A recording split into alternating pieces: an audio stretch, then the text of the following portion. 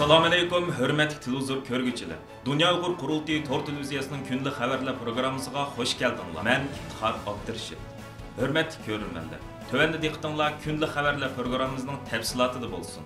Dünya Uyğur Qurultayının rəisi Dolqun Eysa, Qurultay İcraiya Komitetining rəisi Ömer Qanat, Qurultay bayonotchisi Dilshod Reshid, Qurultayning Gollandiya vakili Cesur Lager şahidimiz Qalbi Nur Sidiqlardan tərkib tapqan Qurultay heyetining 25-sentabr başlagan Yaponiya ziyarati davom qilmoqda. Dolqun Eysa başçılıqidagi Qurultay heyeti Yaponiya matbuotlarining nuqtaliq ziyorat qilish obyektiga aylandi. 29-sentabr tushdan burun Qurultay heyeti yana Yaponiyaning bir qism matbuotlarining ziyoratini qabul qilib, ularga Uyg'ur irqiy qirg'inchiligining Amerika başçılıqidagi G'arb demokratik ellari tarafidan qabul qilinish jarayoni, Dunyo Uyg'ur Qurultayining arzi bilan Londonda qurilgan Uyg'ur sud kollegiyasining o'tgan yil 12-oyning 9-kuni e'lon qilgan hukmnomasining mazmuni, Dunyo Uyg'ur Qurultayi tarafidan Angliya, Germaniya, Argentina sudlarida boshlatgan qonuniy harakatlari, BDT kishilik huquq oliy komissarligi tarafidan e'lon qilingan Uyg'ur vaziyati haqidagi dokladga qarta dunyo davlatlarining inkosi, navbatda Janvada chaqirilayotgan BDT kishilik huquq kengashining 51-navbatlik yig'inida Uyg'ur masalasi haqida Uyg'urlarni qo'llaydigan G'arb demokratik ellari bilan Xitoyni qo'llaydigan istibdod davlatlar o'rtasida yuz berayotgan keskin kurashlar, Xitoyning yuqumning oldin olish bahonasi bilan vatan ichidagi xalqimizni ochliqqa mahkum qilayotganligi qatorliq nihoyat keng mazmunlarda tafsiliy ma'lumotlar berdi. Dolqun Eysa apandim boshchiligidagi Qurultay heyeti matbuotlar qilgan so'zida Yaponiya parlamentining Amerika boshchiligidagi G'arb davlatlaridan o'lgilib, Uyg'ur irqiy qirg'inchiligini rasmiy yo'sinda qabul qilishini, Yaponiya hukumatining Uyg'ur majburiy amkiga chetishlik mahsulotlarining import qilinishini cheklash haqida jiddiy tadbir qo'llanishini umid qilganligini ifoda qilishdi. Yaponiya Uyg'ur jamiyatining program yetakchisi Saud Mehmet apandimning stansimizga bildirishicha, Qurultay heyeti Yaponiyaga yetib kelgandan buyon Yaponiyaning 10 dan ortiq matbuotining jurnalistlari Yaponiya Uyg'ur jamiyatining ishxonasiga kelib, Dolqun Eysa boshchiligidagi Qurultay heyeti bilan maxsus suhbatlar ilib borgan. 28-sentabr tushdan burun Dolqun Eysa boshchiligidagi Qurultay heyeti Yaponiyaning Uyg'urlar masalasini uzun yillardan buyon yaqindan kuzatib kelgan va bu haqda maxsus tadqiqot dokladlarini e'lon qilgan dongliq jurnalist Sakurai Yoshiko xonim bilan 1 soatdan ortiq ko'rish ilib berib, uningga yuqorqi mazmunlarda tafsiliy ma'lumot berdi. Sakurai Yoshiko xonim ko'rishda qilgan so'zida Dolqun Eysa apandimning mehribon onasining Xitoyning jazo lagerlarida shahid bo'lganlik xabarini anglab cheksiz azoblanganligini, bundan keyin o'zining Yaponiyada ezilayotgan, xo'rlanayotgan va irqiy qirg'inchilik uchrayotgan Sharq Turkiston xalqining ovozi bo'lishni izchil davomlashtiradiganligini ifoda qildi. Stansimizning keyingi qitimliq programmalarida Dolqun Eysa boshchiligidagi Qurultay heyetining Yaponiyadagi faoliyatlari haqida yanada tafsiliy ma'lumot berishga tirishamiz. BDT kishilik huquq kengashining 12-sentabr kuni boshlangan 51-navbatlik yig'inda Uyg'urlar masalasi G'arbdagi demokratik davlatlar bilan Xitoyni qo'llaydigan musulmon ellarni o'z ichiga olgan istibdod davlatlar orasida yana bo'linish paydo qilgan. BDT kishilik huquq kengashining 26-sentabr o'tkazilgan 22-qatimliq muzokara yig'inidagi munozirada so'z olgan Amerika va Angliya boshchiligidagi demokratik davlatlarning hammasi degidek Uyg'urlar vaziyatiga bo'lgan cho'nqur andishlarini ifodalab, kishilik huquq komissariyat ishxonasining Uyg'urlar haqidagi dokladida o'ttirib qo'yilgan tavsiyalarni amaliyashtirishni talab qilgan edi. Shu kuni buningga parallel holda Sharq Turkiston tashkilotlari hamkorlik munbiri tarkibidagi Dunyo Uyg'ur Qurultayi, Xalqaro Sharq Turkiston tashkilotlar birligi, Uyg'ur akademiyasi, Sharq Turkiston ulamolar birligi, Qozog'iston Uyg'ur yoshlari birligi, Qirg'iziston Uyg'ur ittifoqi, Kanada Sharq Turkiston jamiyati, Amerika Uyg'ur birlashmasi, Uyg'ur kishilik huquq qurilishi, Uyg'ur harakati tashkiloti, Avstraliya Uyg'ur jamiyati, Yaponiya Uyg'ur jamiyati, Yevropa Sharq Turkiston birligi, Belgiya Uyg'ur jamiyati,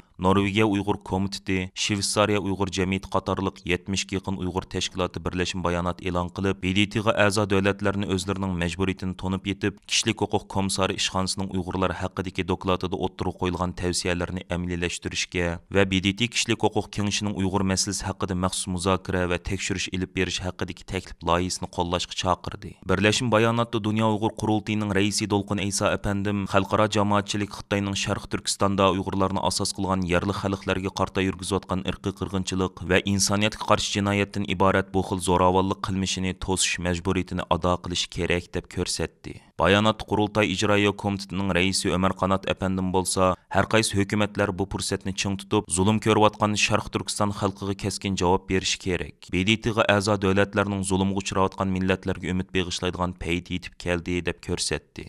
Ba'zi uchurlardan ma'lum bo'lishicha, Xitoy hukumatı BDT kishilik huquq kengashining 51 navbatlik yig'inida Uyg'ur masalasi haqida qaror elinishining oldini olish uchun o'simsiz qarz berish, mablag' silish va iqtisodiy jihatdan yordam berish haqida va'da berish, siyosiy va diplomatiya jihati tahdid silish qatorliq ko'p xil razil vositalarni ishga silib, ko'plagan g'ayri-demokratik istibdod davlatlarni o'ziga qartib olgan va bu davlatlar orqali Xitoyning Sharq Turkistonda yurgizayotgan irqiy qirg'inchiligi va insoniyat qarshi jinoyatlarini oqlashga uringan. Masalan, BDT kishilik huquq kengashining 51 navbatlik yig'inida 26 sentabr kuni Amerika bilan Angliya boshchiligidagi bir qism davlatlar BDT kishilik huquq kengashining kelar qitimliq yig'inida Xitoyning Uyg'urlarga tutgan muomalasini muzokara qilish taklif loyihasi sungan. Buningga qarshi Pokiston vakili musulmon ellerini o'z ichiga olgan Xitoyni qo'llaydigan 60 tek istibdod davlatlar va Xitoy bilan zich iqtisod bog'lanishi bor taraqqiy qilayotgan ellarga vakolatan bayonot berib, Xinjiangning Xitoyning ishki masalasi ekanligini ilgari surgan. Shundaqli G'arbning kishilik huquqni siyosiylashtirdi deb ayblagan edi. Xitoy hukumatı Janvada ichilayotgan BDT kishilik huquq kengashining 51 navbatlik yig'inida atalmış Uyg'ur Abnum rayonlik xalq qurultiyi doimiy komitetining mudiri Shavkat Eminni o'z ichiga olgan Uyg'ur amaldorlari va bir qism atalmış Uyg'ur shohidlarni so'zlatgan. Shundaqla rayonda kishilik huquq qo'g'dilayotganligi haqida lab urgan. Egilenishicha, Birlashgan Davlatlar Tashkiloti kishilik huquq kengashining 51 navbatlik yig'ini 2022 yil 12 sentabrdan 7 oktyabrgacha davomlashadi ekan. Xitoy hukumatı tarafidan avatilgan atalmış Uyg'ur Abnum rayonlik xalq qurultiyi doimiy komitetining mudiri Shavkat Emin 9 oyning 26 kunlik yig'inda so'z qilib, Xinjiangdagi har millat xalqining kishilik huquqi qo'g'dilayotidi deb chalvo qilgan. Bu yig'in mezgilida, ya'ni 22 sentabr kuni Xitoy vakillari Janvada Xinjiang Uyg'ur Abnum rayonidagi kishilik huquq muvaffaqiyatlari nomli axborot e'lon qilish yig'ini o'tkazgan. Shavkat Emin bu yig'inda Xitoy hukumatining Uyg'ur rayonidagi siyosatini oqlagan. BDT kishilik huquq kengashining 51 navbatlik yig'iniga qatnashayotgan dunyo davlatlarining vakillariga Uyg'ur irqiy qirg'inchiligini yana bir qatim eslatib o'tish va bu navbatlik yig'inda Uyg'urlar masalasining muhim kun tartiblarining biri qilinishini qo'lga keltirish uchun Dunyo Uyg'ur qurultiyining raisi Dolqin Aysa, Qurultay ijroiya komitetining muavin raisi Turg'unjon Alovuddin, Qurultayning bayonotchisi, Qurultay ayollar komitetining mudiri Zumrattay Erkin, Qurultay yoshlar komitetining mudiri Erkin Zunun, Qurultay uchur tashviqot markazining muavin mudiri Iftixor Abdurshid, Qurultayning Gollandiya vakili Lager shohidimiz Qalbinur Sidiqlardan tarkib topgan Qurultay hay'ati Janvada 13 sentabrdan 21 sentabrgacha bir yurish faoliyatlarini ilib borgan. 14 va 20 sentabr kunlari Janvada orqa-orqadan ikki qatim cho'ng tipdagi axborot e'lon qilish yig'ini o'tkazgan. Buningga parallel holda 20 sentabr kuni BDT binosi oldidagi maydonda birlashma namoyish o'tkazilgan. Undan boshqa yana 19 sentabrdan 21 sentabrgacha Qurultay tarafidan BDT binosi oldidagi maydonda Xinjiang soqchi hujjatlari va Xitoy hokimiyatining yuqumning oldini olishni bahona qilib, vatan ichidagi xalqimizga yurgizayotgan zulm siyosati asos mazmun qilingan maxsus rasm ko'rgazmasi ochilgan edi. Dunyo Uyg'ur qurultiyining Janvadagi faoliyatlari Birlashgan Davlatlar Tashkiloti kishilik huquq kengashining 51 navbatlik yig'ini oxirlashadigan 7 oktyabrgacha izchil davom qiladi. Navbatda Yaponiyada xizmat ziyoratida bo'layotgan Dunyo Uyg'ur qurultiyining raisi Dolqin Aysa apandimmi Yaponiyadagi ziyoratini muddatdan burun oxirlashtirib Janvaga safar qilishni plan qilmoqda. Kanada parlamentiga Uyg'ur musofirlar to'g'risida qaror loyihasi sunib, boshqa davlatlarda sargardon bo'lib yurgan Uyg'ur musofirlardan oz deganda 10 ming kishini Kanada qabul qilishni talab qilgan Kanada parlament a'zosi, Kanada Uyg'ur do'stlik guruhining qo'sh raisi Samir Zubayri Kanada parlamentida axborot e'lon qilish yig'ini o'tkazib, Kanada parlament a'zolarini uning sungan qaror loyihasini ma'qullashga chaqirgan. Kanada hokimiyat beshidagi liberallar partiyasidan bo'lgan Samir Zubayri 26 sentabr Kanada mamlakatlik musulmonlar kengashining ijroiya direktori Stephen Browen va Dunyo Uyg'ur qurultiyi qonun komitetining mudiri Kanada Uyg'ur haqlarini qo'g'dash qurilishining direktori Mehmet To'xti bilan birga o'tkazgan axborot e'lon qilish yig'inida Kanadaning ilgari alayda ko'chmanlar programmasi orqali Yazidiylar, Suriyaliklar, Afg'onlar, Ukrain va Hongkongliklarni ilib kelganligi, hamda Uyg'urlarni ilib kelish kerakligini bildirgan. Zubayrining aytishicha, u qaysi partiyadan bo'lsa-bo'lsin Kanada parlament a'zolarini bu yil 12 oyda kelar yilning boshlarida ovoz qo'yiladigan bu qaror loyihasini qo'llab ovoz berishga chaqirdi ekan. Samir Zubayri mundaq deydi: "Men bizning parlament a'zolarimizning bu qaror loyihasiga ovoz berishga chaqirman. Mayli bizning partiyadan bo'lsin yoki qarshi partiyadan bo'lsin qaror loyihasini qo'llab ovoz berishga undayman. Men buning ma'qullanishi va bizning utuqli bo'lishimizga ishonaman." Samir Zubayri Xitoy ziyonkashligidan qochib chiqib Turkiya qatorliq har vaqt Xitoy qaytarilish xavfi bo'lgan O'rta Sharq ellarida yashayotgan Uyg'ur musofirlardan oz deganda 10 ming kishini Kanada qabul qilish to'g'risidagi bu qaror loyihasini bu yil 6 oyda parlamentga sungan. Kanada Köçmənlər və Puxralıq İdarəsinin 10 min Uyğurunu 2024 yıldan başlap 2 yıl içinde Kanadaga ekilip bolish talab qilingan bu qarar loyihasining hukumatga qarta qonuniy majburlash kuchi bo'lmasa-mu, biroq uning hokimiyat beshidagi bir partiyaning parlament a'zosi tarafidan o'ttirib qo'yilib ma'qullanishi Trudeau hukumatiga siyosiy besim shakllantirilganligi bildirilmoqda. Axborot e'lon qilish yig'inida Samir Zubayri o'zining 2 yil avval lager shohidlarining, advokatlarning va sobiq Kanada diplomatlarining guvohliklaridan anglaganlarining dahshatlik va kishini to'limi parakanda qildiganligini bildirib, bu vaziyat o'zining bu qaror loyihasini sunishiga sabab bo'lganligini aytgan. Samir Zubayri, "Mana bu mening shaxsan bir parlament a'zosi bo'lish sifatida har qanday bir qaror loyihasi yoki qonun loyihasi sunish imkoniyatimni bu ishga sarf qildim. Men 10 ming Uyg'urni Kanadaga elib kelish loyihasi sunishni tanlab oldim. Nima uchun? Chunki ular qechib yurganligi va musofirlikni qo'g'lashayotganligi uchunla emas, balki o'xshash bir vaqt irqiy qirg'inchilik uchrayotganligi uchundir. Shunga bir ish qilish bizning ustimizga tushmoqda" degan. Baş ministri Justin Trudeau'nun Kanada liberal hökuməti BDT'də Xitayını javobgarlıqqa tortish, BDT'nin mustaqil tekshirish komiteti qurib, Uyg'urlarning vaziyatini tekshirishni talab qilish jihatlarida aktiv bo'lsa-mu, biroq u Uyg'ur musofirlarini qabul qilish, Uyg'ur majburiy emgak mahsulotlarini cheklash jihatlarida hech qanday konkret tadbir almaslik bilan ayiblanib kelgan edi.